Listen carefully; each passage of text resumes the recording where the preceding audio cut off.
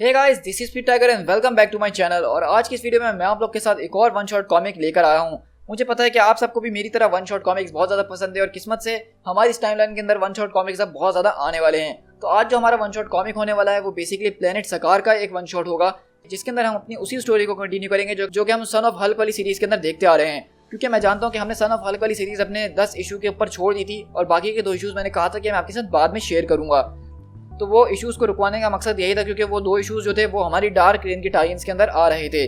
तो अब मैं चाहता हूँ कि आप लोग एक बार वो सारी सीरीज़ देखकर आ जाइए, ताकि आपको याद रहे कि हम आगे से कहाँ से कंटिन्यू करने वाले हैं। लिंक मैं नीचे डिस्क्रिप्शन में दे दूंगा या फिर यहाँ कहीं स्क्रीन पे आ रहा होगा।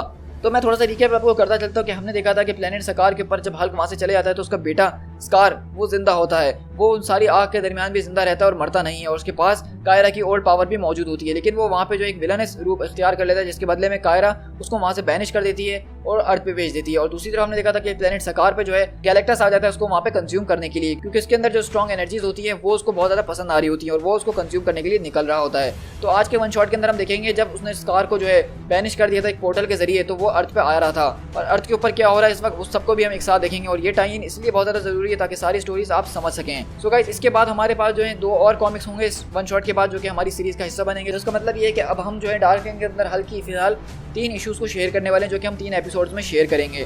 सो गाइस, मैं चाहता हूँ कि आप मेरे चैनल को सब्सक्राइब कर दें, ताकि जब हल्की सीरीज में आगे अपलोड करना शुरू करूँ तो उसका नोटिफिकेशन आपको फौरन मिलता रहे। सो गाइस, चलिए इस ऑसम सीरीज को स्टार्ट करते हैं।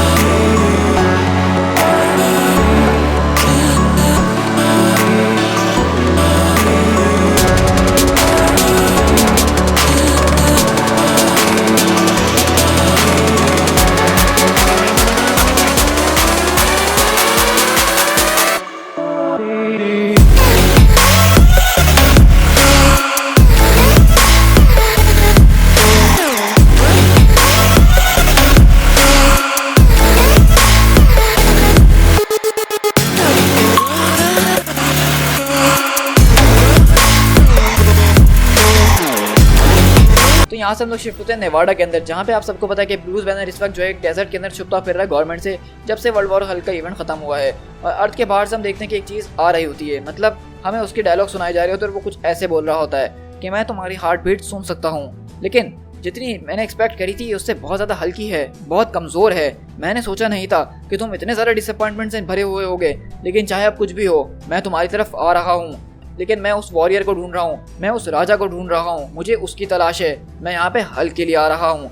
और इस तरह हम देखते हैं कि स्कार जो है वो जैसे अर्थ की तरफ आ रहा होता है तो उसको महसूस हो रहा होता है, क्योंकि उसको अपने बाप हल्क से बदला जो लेना है। और हम देखते हैं कि ब्रूस बैनर यहाँ पे बैठ के एक मोटल के अंदर खाना वाना खा रहा होता है। लेकिन जैसे कि स्कार को पता चल गया कि हल्क यहाँ पे मौजूद है, इस तरह हल्क को भी हम देखते हैं कि पता चलता है कि कोई उसकी तरफ चीज़ आ रही है। और इस तरह हम देखते हैं अचानक ब्रूस बैनर वो खुद ही जो है ऑटोमेटिकली हल्क के अंदर कन्वर्ट हो जाता है बिना किसी गुस्से के, और वो आसमान की तरफ देख रहा होता है। यहाँ से न्यू जर्सी के एक पार्क के अंदर शिफ्ट होते हैं जेनिफर वॉल्टर्स की तरफ, जो कि शी हल्क है। और हम देखते हैं कि जब वो रात में सो रही होती है अचानक उसको एक अजीबोगरीब सपना आता है और उसकी वजह से वो हल्क आउट हो जाती है और बोलती है कि ये क्या हुआ, ये तो मेरे साथ पहली बार हुआ है कि मैंने कोई सपना देखा और मैं हल्क आउट हो गई हूँ। लेकिन उसको भी अंदर से कुछ ऐसी फीलिंग आ रही होती है कि कोई उसको अपनी तरफ बुला रहा है, कोई उसको अपनी तरफ खींच रहा है। और हम देखते हैं अगले पल उससे पहले कुछ समझ पाए शी हल्क, वो अचानक भागना शुरू कर देती है। और वो ये सब खुद से नहीं बल्कि उसकी बॉडी उसको कहीं खींचते हुए ले जा रही होती है और उसको ये बात समझ में नहीं आ रही कि कहाँ। अब इस तरह हम लोग यहाँ से शिफ्ट होते हैं हीरोइन मेमोरियल रिसर्च फैसिलिटी में, जो कि गैमा वर्ल्ड के अंदर है, न्यू मैक्सिको। अब मैं आपको थोड़ी सी बैक स्टोरी देना चाहूँगा हल्क के हवाले से, कि आपको पता है कि वर्ल्ड वॉर हल्क का इवेंट हुआ था, जिसके बाद जो वॉर बाउंड्स थे वो अर्थ के ऊपर ही रुक गए थे। तो वो उनको जो है एक अलग जगह की फैसिलिटी दे दी गई थी जहाँ पे वो लोग रह रहे थे, और जो सारे के सारे वॉर बाउंड हैं वो इस वक्त यहीं पे रहते हैं अर्थ के ऊपर। और हम देखते हैं कि उनमें से एक मेंबर जो है उससे जो है इस वक्त यहाँ पे नॉर्मन ऑसबॉर्न बात कर रहा है, क्योंकि आपको पता है कि नॉर्मन ऑसबॉर्न अब डार्क रेन के अंदर आ चुका है, तो हर चीज़ के ऊपर वो कंट्रोल और नजर रखना चाहता है। और इस तरह वो यहाँ पे इस बेस के ऊपर भी आके उसकी एक मेंबर से बात कर रहा होता है जिसका नाम केट है। और दरअसल ये एक शील्ड की एजेंट हुआ करती थी, जिसको मिशन ये दिया गया था कि वो वॉर बाउंड से जाके निमट ले। लेकिन जब वो वॉर बाउंड से निमटने जाती है तो वहाँ पे जबरदस्त किस्म का विलन लीडर आता है और वो उनके ऊपर अटैक कर देता है, जिसके बीच हीरोइन जो होता है वॉर बाउंड का असली मेंबर वो मारा जाता है। लेकिन उसकी जो ओल्ड पावर की शक्ति होती है वो केट के पास आ जाती है। तो मतलब वो जो ओल्ड पावर है वो इस वक्त कॉमिक्स में हीरोइन के पास नहीं बल्कि केट के पास है। और जैसा कि स्कार जो है इस अर्थ के ऊपर आ रहा है तो उसको भी फील होना शुरू हो जाता है और वो बोलती है कि यहाँ पे कुछ हो रहा है। और वो अपनी पावर इस्तेमाल करना शुरू कर देती है, जिसको देख के नॉर्मन ऑसबॉर्न बोलता है कि मैं जानता हूँ तुम्हारे पास पावर है, लेकिन मैंने डेमोस्ट्रेशन के लिए तो तुमसे नहीं कहा था डार्लिंग। और यहाँ से हम शिफ्ट होते हैं एक अलग ही प्रोविंस के अंदर, जहाँ पे हम देखते हैं कि हल्क जो है वो गुस्से से किसी चीज़ की तरफ जा रहा होता है। जैसा कि आपने देखा कि शी हल्क जो है वो भी किसी तरफ की तरफ खींचे जा रही है, इस तरह हल्क भी जो है वो किसी चीज़ की तरफ खींचे जा रहा है। तो वहीं पे हम देखते हैं कि ब्रूस जब वहाँ पे जा रहा होता है तो हमें एक लेटर पढ़ के सुनाया जा रहा होता है, जो कि रीड रिचर्ड ने ब्रूस को लिखा होता है। और वो कहते हैं कि डियर ब्रूस, मुझे नहीं पता कि मैं तुम्हें ये चीज़ कब सेंड करूँ और कैसे सेंड करूँ, लेकिन मुझे तुमसे ये बात कहनी होगी। मुझे इस बात पे दुख है कि जब तुम्हें ये लेटर मिलेगा हम एक दूसरे से बहुत दूर हो चुके होंगे, लेकिन ये पिछले साल की बात है जब तुम हमारे अर्थ पर आए थे हमसे वॉर करने के लिए, और तकरीबन तुमने हर चीज़ को उड़ा ही दिया था। और तब तुमने बताया था कि किस तरह से तुम्हारी क्वीन जो है वो मारी गई थी तुम्हारे अनबॉर्न बच्चे के साथ, जो कि प्लेनेट स्कार के ऊपर था। लेकिन मुझे ये बात पता चली कि तुम्हारी जो क्वीन थी उसके पास उस ओल्ड स्ट्रॉन्ग की पावर्स मौजूद हुआ करती थी, और जिन चीज़ों से मैंने अंदाज़ा लगाया उसके बाद मुझे ये पता चला कि तुम जो कि सबसे ज़्यादा स्ट्रॉन्गेस्ट माने जाते हो, और तुम्हारी जो बीवी थी वो भी कम स्ट्रॉन्ग थी नहीं। तो मेरे हिसाब से जो तुम्हारा बच्चा था वो हो सकता है कि उस ब्लास्ट के अंदर जिंदा बच गया हो। मैं नहीं जानता श्योरली कि वो बचा है कि नहीं, लेकिन अगर वो जिंदा बचा है या कहीं भी मौजूद है प्लेनेट सकार के ऊपर, और मुझे इस बारे में पता चला, तो मैं हर वो कोशिश करूँगा तुम्हारे बच्चे को बचाने के लिए जो ज़रूरी है। मतलब हमने देखा है कि रीड रिचर्ड को ये बात पहले से पता थी कि स्कार जो है वो प्लेनेट सकार के ऊपर जिंदा बच गया है, लेकिन उनको नहीं पता था कि वो कहाँ है। लेकिन आप देखते हैं कि जैसा कि स्कार जो है अर्थ की तरफ आ रहा है, तो रीड रिचर्ड को भी इस बारे में पता चलना शुरू हो जाता है और उनके मॉनिटर्स पे उनको अलर्ट मिलता है। और वहीं से हम ओहायो की तरफ शिफ्ट होते हैं 25 मील दूर, जहाँ पे हम देखते हैं कि आसमान के अंदर एक वर्म होल खुलता है, और वहाँ से कोई और नहीं बल्कि स्कार वो अर्थ पे पहुँच जाता है। और आपको पता है कि ये अर्थ पे कैसे पहुँचा है। अगर आप कंफ्यूज हैं तो आप प्लेनेट स्कार की पूरी स्टोरी देख लीजिए, क्योंकि मैं पहले शेयर कर चुका हूँ, तो आपको सब कुछ समझ में आ जाएगा। और हम यहाँ से जो है सीधा पेंसिल्वेनिया के अंदर शिफ्ट हो गए, मतलब न्यू जर्सी से पेंसिल्वेनिया। यहाँ से सीधा जो है शी हल्क भागते हुए उसी तरफ आ रही है, और वो बोलती है कि ज़रा एक मिनट, मैं भाग क्यों रही हूँ, मुझे समझ में क्यों नहीं आ रहा कुछ, और ये हो क्या रहा है। लेकिन तभी हम देखते हैं कि रीड रिचर्ड ऊपर से आते हैं और बोलते हैं कि आओ हमारे साथ, हम भी वहीं जा रहे हैं जहाँ पे तुम जा रही हो। और द थिंग बोलता है कि तुम तो काफ़ी अच्छा भागती हो।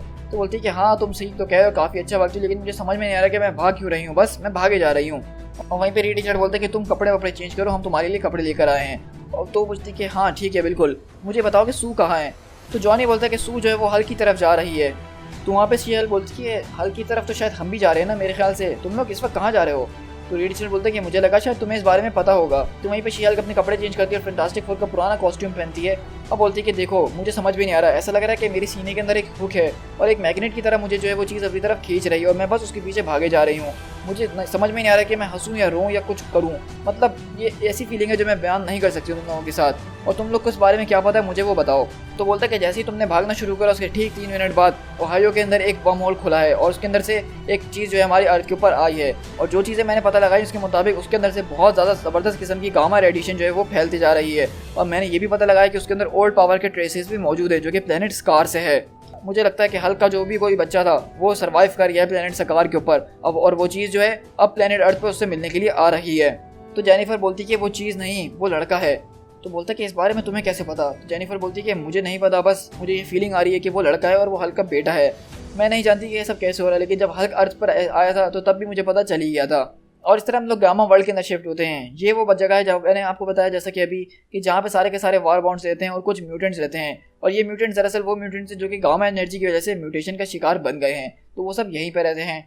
और हम देखते हैं कि वार बाउंड यहाँ पे अपनी जो है रोज़ रूटीन के मुताबिक बच्चों के साथ खेल कूद वगैरह कर रहे होते हैं, लेकिन केट अचानक उनके सामने आती है और उसकी बहुत बुरी हालत होती है क्योंकि उससे ये ओल्ड पावर अब कंट्रोल में नहीं आ रही होती। तो कॉर्क बोलता है कि तुम ये सब चीज़ें संभालने की कोशिश करो, तुम इसको आउट ऑफ कंट्रोल नहीं कर सकती हो, तुम आखिरकार ये कर क्या रही हो। और वो बताती है कि तुम मेरी बात नहीं समझ रहे हो, मैंने इसको पहले भी महसूस करा है, एक ओल्ड पावर हमारी तरफ आ रही है, हल्क का बेटा जो है वो हमारी तरफ आ रहा है, हमें उसकी मदद करनी होगी। तो कॉर्क बोलता है कि तुम किसकी बात कर रही हो। तो केट बोलती है कि वो लोग जो हैं कॉर्क उसको एक मॉन्स्टर समझेंगे, लेकिन वो सिर्फ एक बच्चा है, उस बच्चे को कोई आइडिया नहीं है कि वो यहाँ पे क्या करने के लिए आ रहा है और ये लोग किस किस किस्म के कैपेबल हैं। वो लोग जो है वो बहुत ज़्यादा जालिम हैं, वो उसको छोड़ेंगे नहीं। लेकिन यहीं से हम देखते हैं ओहायो के अंदर जहाँ पे शी हल्क बोलती है कि ये क्या चीज़ है। तो रीड रिचर्ड बोलते हैं कि ये एक डीएनए कलेक्शन स्पेयर है, इसके ज़रिए तुम्हें जो है उसके अंदर ये घोपनी होगी चीज़, ताकि मैं पता लगा सकूँ सारी कैलकुलेशन के मुताबिक कि हमें कितनी ज़्यादा एनर्जी की ज़रूरत है उसको नॉकआउट करने के लिए। तो जेनिफर बोलती है कि नहीं नहीं नहीं नहीं, वो सिर्फ एक बच्चा है यार, हम उसको नहीं मार सकते हैं, वो भी एक फ्रीकन स्पेयर से। तो रीड रिचर्ड बोलते हैं कि अगर मेरी कैलकुलेशन गलत नहीं है, मतलब मेरी कैलकुलेशन अगर ठीक है, तो वो बच्चा कम से कम भी जो है 400 पाउंड का होने वाला है। तो मेरे हिसाब से वो बच्चा कहीं से भी नहीं, और वो हमारे लिए एक बहुत बड़ी मुसीबत कर सकता है। और रीड रिचर्ड साथ में उसको ये भी कहते हैं कि हाँ तुम्हारी बात बिल्कुल ठीक है कि वो हमारे लिए जो है एक बच्चा ही है, इसलिए मैं चाहता हूँ कि तुम यहाँ पे मौजूद रहो क्योंकि तुम उसकी देखा जाए तो एक ब्लड रिलेटिव हो और कम से कम खतरा उससे तुम्हें ही होगा, तो मैं चाहता हूँ कि तुम ये चीज़ करो मेरे लिए। तो बोलती है कि हाँ तुम्हारी बात भी ठीक है। तो रीड रिचर्ड बोलता है कि इसलिए मैंने सोचा कि ये करने के लिए तुम ही सबसे बेस्ट रहोगी और मैं चाहता भी यही हूँ कि तुम ही जो हो सबसे पहले कॉन्टैक्ट उससे करो, मतलब मैं नहीं चाहता कि कोई और सबसे पहले जाके उससे मिल सके, तुम उसको जो समझ सकती हो वो तुम्हारा ब्लड रिलेटिव है। लेकिन तुम्हें समझना होगा कि यहाँ पे स्टेक्स हमारे लिए कितने हाई है, हम उसको नहीं जानते कि वो हमारे साथ कैसा बिहेवियर करेगा और वो ये सब चीज़ें किस तरह से लेगा। और जैसा कि तुम्हें पता है कि जब से हल्क के साथ हमारी वो लड़ाई हुई है, ब्रूस बैनर की सिर्फ डम हल्क वाली पर्सनैलिटी सामने आ रही है, दूसरी कोई और पर्सनैलिटी नहीं आ रही। तो जॉनी बोलता है कि वो तो मेरा फेवरेट है। तो द थिंग बोलता है कि नहीं यार मुझे तो वो ग्रे वाला ज़्यादा पसंद है। तो जॉनी बोलता है कि हाँ तुम्हें तो वही पसंद होगा ना, क्योंकि आज तक तुमने सिर्फ उसी को जो हराया है। मिस्टर फैंटास्टिक मेरा जहाँ तक अंदाजा है ब्रूस बैनर इस वक्त जो है अपनी ग्रीन स्कार वाला जो रूप है उसको छुपाने की कोशिश कर रहा है, उसको दबाने की कोशिश कर रहा है, क्योंकि उसको शायद याद आ गया है कि उसने किस तरह से पूरा का पूरा ईस्टर्न सी बोर्ड जो है उसको डुबा ही दिया था तकरीबन। लेकिन अब मैं जो देख रहा हूँ उसके हिसाब से हल्क जो है उसको पता चल गया कि उसका बेटा उसकी तरफ आ रहा है, हल्क तेजी से उसकी तरफ जा रहा है। अब मैं नहीं चाहता कि वो जाके उससे वहाँ पे मिले और हो सकता है कि उसके मिलने के बाद उसका ग्रीन स्कार वाला जो रूप है वो वापसी होश में आ जाए, उसको सब कुछ याद आ जाए और वो दोबारा से हमारी इस दुनिया को दो टुकड़े में बदल दे। इसी वजह से मैंने सू को जो है हल्क के पीछे भेजा है ताकि वो हल्क को स्लो डाउन कर सके और उसके बारे में हल्क को पता भी नहीं चल रहा क्योंकि वो इनविजिबल हुई हुई है। इसी वजह से मैंने किसी गवर्नमेंट को इसमें इन्वॉल्व नहीं किया है, ना ही किसी एवेंजर्स को यहाँ पे बुलाया है। मैं नहीं चाहता कि इसके बारे में हर कोई जाने, इसके बारे में हर कोई इसके पीछे आए। मैं चाहता हूँ कि जितनी खामोशी से हम मामले को निपटा सके उतना हमारे लिए अच्छा होगा, क्योंकि ये मामला हल्क का है, किसी और का नहीं। हमें बस उससे सब चीज़ें दूर रखनी है, उसको तमीज़ से समझाना है और काम रखना है कि वो कुछ और ना कर दे। और नीचे हम दूसरी तरफ देखते हैं कि उन्हीं जंगलों के अंदर जो एक हेलीकॉप्टर ऊपर से गुजर रहा होता है और दो लोग वहाँ पे अपनी मज़े मस्ती कर रहे होते हैं हेलीकॉप्टर के अंदर शिकार करते हुए। लेकिन हम देखते हैं कि स्कार को जब वो जानवर मरता हुआ दिखता है तो वो गुस्से में आ जाता है और वो उन हेलीकॉप्टर वालों के ऊपर बहुत ज़ोरदार एक अटैक करता है। लेकिन अगले पल हम देखते हैं कि स्कार जैसे ज़मीन पर आगे गिरता है, पीछे से शी हल्क आती है और उसको मारती है। हे मुझे माफ़ करना, लेकिन मैं तुम्हारी आंटी जैन हूँ, क्या तुम मुझे पहचाने हो, क्या तुम इंग्लिश बोलते हो? तो वो बोलता है स्कार बाय बाय। तो बोलती है इसका क्या मतलब हुआ? तो क्योंकि हम पीछे से देखते हैं कि वहाँ पे मिलिट्री के टैंक्स वगैरह जो होते हैं वो यहाँ पे पहुँच गए होते हैं और वो शी हल्क के ऊपर अटैक करते हैं। तो वहीं पे दाथिंग बोलता है कि ऑल राइट लिटिल पंक, शायद तुम मुझे पहचाने नहीं, लेकिन अब हमें शायद तुम्हें ठंडा कर ही देना चाहिए। लेकिन वहीं पे रीड उसको बार बार बोल रहा था कि बैन मैंने तुमसे कहा है ना कि हमें उससे लड़ना नहीं है, सिर्फ उसको काम रखना है। लेकिन हम देखते हैं अगले पल बैन उसके ऊपर कुछ अटैक कर पाए। स्कार बैन को जो है एक ही हाथ से पकड़ता है और जोर से जमीन पे दे मारता है, जिसको देख के द थिंग को भी समझ में नहीं आ रहा था कि इसके पास इतनी शक्ति कहाँ से आई। तो वहीं पे स्कार बोलता है कि तुम लोग मुझे मारना चाहते हो। तो वहीं पर स्कार को गुस्सा आ जाता है और हेलीकॉप्टर की तरफ अटैक करते हुए बोलता है कि वाकई में तुम लोग मुझे यहाँ मारना चाहते हो। लेकिन वहाँ से दूसरी तरफ हम देखते हैं कि मिलिट्री हेलीकॉप्टर्स, फाइटर जेट्स और सारी चीज़ें यहाँ पे उसके ऊपर अटैक करने के लिए आ गई होती हैं। लेकिन शी हल्क वगैरह सब समझाने की कोशिश कर रहे होते हैं कि कम ऑन यार ये ऐसा नहीं है प्लीज़। और वहीं पर रीड रिचर्ड आते हैं और बोलते हैं कि कमांडर एलिगर मैं रीड रिचर्ड हूँ, आपको अपनी सारी की सारी ट्रूप्स को वापसी ले जाना होगा, ये एक प्राइवेट मैटर है। लेकिन स्कार वहाँ पर यही चला रहा था कि मुझे हल्क चाहिए, हल्क को यहाँ पे बुलाओ, मेरे फादर को यहाँ पे भेजो मेरे पास। और वो यहाँ पे सबको जो है बहुत बुरी तरीके से मार रहा होता है। और यहीं से अगले बार हम देखते हैं कि न्यूयॉर्क के अंदर टीवी में ये सारी न्यूज़ चल रही होती है और वहाँ पे हरकुलिस और अमेडियस जो भी बैठ के देख रहे होते हैं और हरकुलिस भी हैरानी से देख रहा होता है कि ये हल्क का बेटा है। दूसरी तरफ लोकी जो उसको देख रही होती है और बोलती है कि ये तो बहुत खूबसूरत है। इसी तरह हम देखते हैं कि लोगन भी देख रहा होता है और वहाँ पे गामा वर्ल्ड के अंदर जो इस वक्त नॉर्मन ऑसबॉर्न मौजूद था वॉर बॉन्ड के साथ, वो भी बोलता है कि अच्छा मैं समझ गया, इसी वजह से यहाँ पे जो है केट की ये हालत हो रही थी। और वो बोलता है कि डॉक्टर केट विंसब्रो आप इस पर कुछ कहना चाहेंगी? तो केट बोलती है कि आप इन सब के बारे में कुछ नहीं समझ सकते हैं, आप उनसे बस ये कहिए कि उस बच्चे से दूर रहे, उसमें उसकी कोई गलती नहीं है, उसको कुछ भी नहीं पता है। तो वहीं पर ऑसबॉर्न बोलता है कि कॉल तुम्हें उसको पकड़ने की अब जरूरत नहीं है, मैं समझ गया हूँ, मैं जब किसी मॉन्स्टर को देखता हूँ तो मैं समझ जाता हूँ। लेकिन डॉक्टर विंसब्रो वो हमारे लिए कोई खतरा नहीं है, वो तो सिर्फ एक चूहे की तरह हैं। इनको तो सिर्फ इस वक्त एक ऐसे आदमी की जरूरत है जो इनकी बात सुन सके, क्योंकि ये अपने इस वक्त इस लिटिल फ्रेंड को बचाना चाहती हैं, उसकी मदद करना चाहती हैं। क्यों मैं ठीक कह रहा हूँ ना विंसब्रो? तो वहाँ पे केट बोलती है कि आप समझ नहीं रहे, उसका नाम स्कार है, वो हल्क का बेटा है, वो जो है आग के अंदर पैदा हुआ है, उसका पूरा बचपन जो है वो मॉन्स्टर्स के दरमियान गुजरा है, उसकी सारी जिंदगी कैद में रही है, उसको डार्क शैडो प्रीस्ट ने जो है इंसेनली टॉर्चर किया है, उसकी ट्रेनिंग जो है एक बारबेरियन किलर एक्समैन बोन ने करी है। उसने ये नाम अपना किलर के ऊपर रखा है क्योंकि उसने पूरी की पूरी आर्मीज को जो है स्लॉटर कर दिया था। और आपको ये बात नहीं पता है कि वो जितना ज़्यादा गुस्सा होगा वो उतना ही ज़्यादा स्ट्रॉन्ग बनते ही जाएगा।